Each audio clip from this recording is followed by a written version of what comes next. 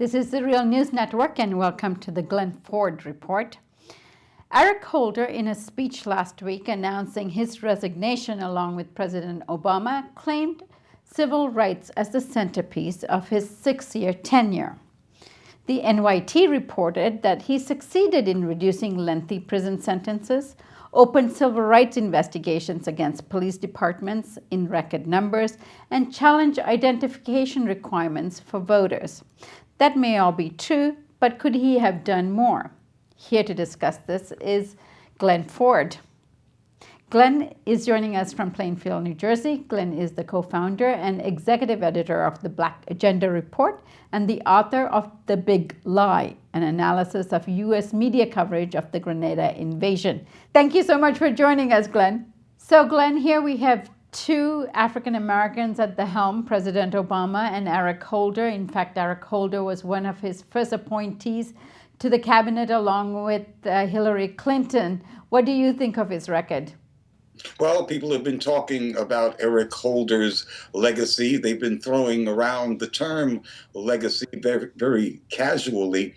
A legacy is something that history will remember about a political figure. It's about the significant things that that figure was involved in that affects generations of people. It's not about talking points for the 2014 or 2016 election. And regarding Eric Holder, there are two at least points that history will remember him for. And that's a lot for one cabinet member. Both of them are quite bad. History will revile him and his lawyer boss, Barack Obama, for these 2 points. Number one, basically, Eric Holder turned the U.S. Justice Department into a kind of law firm for the banks during his tenure, and especially during President Obama's first term. He maneuvered and played political games in order to get federal jurisdiction over the robo-signing scandal and other high banking criminal enterprises, pushing state prosecutors and investigators out of the way so that under federal jurisdiction, settlements could be reached with these banks, in which fines were imposed, but there were no individual prosecutions. By doing that, he is the one who presented these executives who were guilty of manifold and manifest crimes against the people. He gave them impunity from prosecution. And then, in typical Obamite fashion and in the form of a kind of complaint, he said that the banks had somehow become too big to prosecute, too big to jail. But he was part of the process of making that happen. We have to remember that during the 1980s, during the savings and loan scandal, about 1,000 banking executives went to jail. And you can best believe that that taught a lesson and had a chilling effect against white-collar crime. No such lesson has been taught under Eric Holder. In fact, the opposite. What we have learned, what the bankers, those criminal bankers have learned, is that they have impunity from now on. They are too big to come under the rule of law. The other big point that history will remember regarding Eric Holder is his defense of his boss, Barack Obama's preventive detention law, which effectively gutted the very principle of due process of law. It would allow people to be imprisoned without charge or without trial, and in fact imprisoned under laws that are themselves secret. And the secret law is, of course, no law at all. Secret laws are in fact manifestations of a lawless state. That is part of the enduring legacy of Eric Holder. And what about the NSA, allowing the NSA to sweep up millions of phone records of Americans accused of no crime? Sure. He has defended the vast strengthening of the national security state. He has participated in the particulars, that is, the legal language, the legal edifice of creating an executive that itself acts with impunity, that has no constitutional bars that effectively put it in check, and that bears all of our civil rights and civil liberties to to the abuse of a dictatorial executive branch. And there's a lot of talk about civil rights versus civil liberty. Liberties, yeah. And I think it's an invalid dichotomy.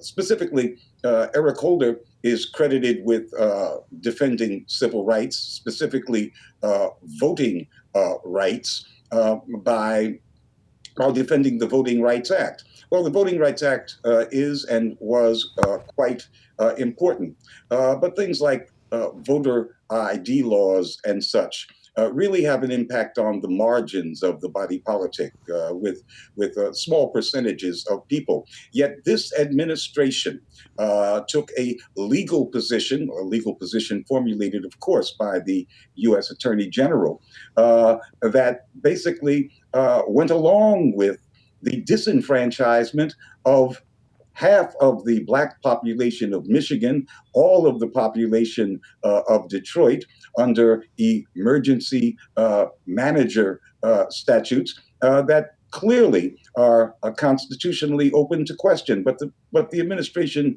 took no position there on a matter that affects the voting rights and therefore all of the civil rights of a vast swath of citizens in Michigan.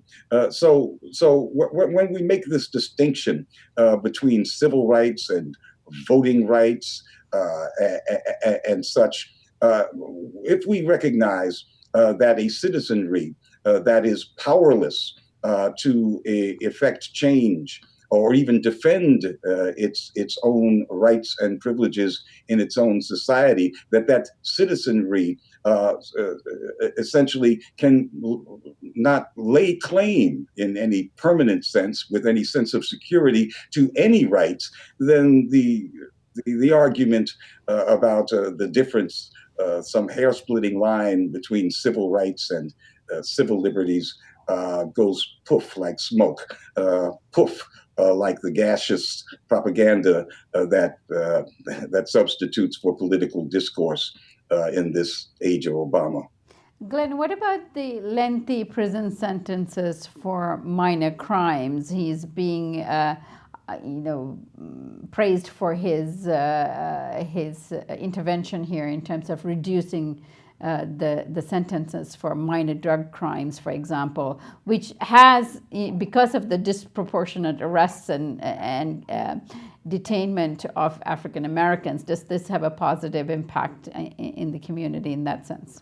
Well, he's done a lot more talking than doing. And his Justice Department, which is over the federal prison system, is actually behind the aggregate of the states. Eric Holder was bragging the other day that for the first time, the federal prison system saw a slight decrease in population. Well, the aggregate state prison systems registered 3 years straight of small reductions in prison population. And that's with 50 different prison systems, many of them under Republicans, under all kinds of different conditions. That is, systems that are subject to a whole lot more variables than the federal prison system, which is under one chain of command. He doesn't really have much to brag about there. There's a lot of talk about the consent decrees that have been achieved with cities. Well, consent decrees are just what the name implies. They are agreements that are entered into or concluded with the consent of those cities that have abused the rights of their Black citizens. So it's not like a prosecution, it's an agreement along a set of principles. And the whole idea, the whole approach, rather, of consent decrees as a way to approach police brutality has not been measured by history. I'm sure it is a mixed bag, and the verdict is not in, and therefore there can't be any verdict on Eric Holder's legacy of having concluded so many consent decrees. But it is good propaganda, and that's what this administration specializes in. I want to say this. There are far too many Black folks, most notably and shamefully Michael Eric Dyson on Democracy Now! The other day, that are so anxious to declare that Eric Holder's legacy will be a good one, in the same way that they're anxious to see President Obama go down with a positive legacy.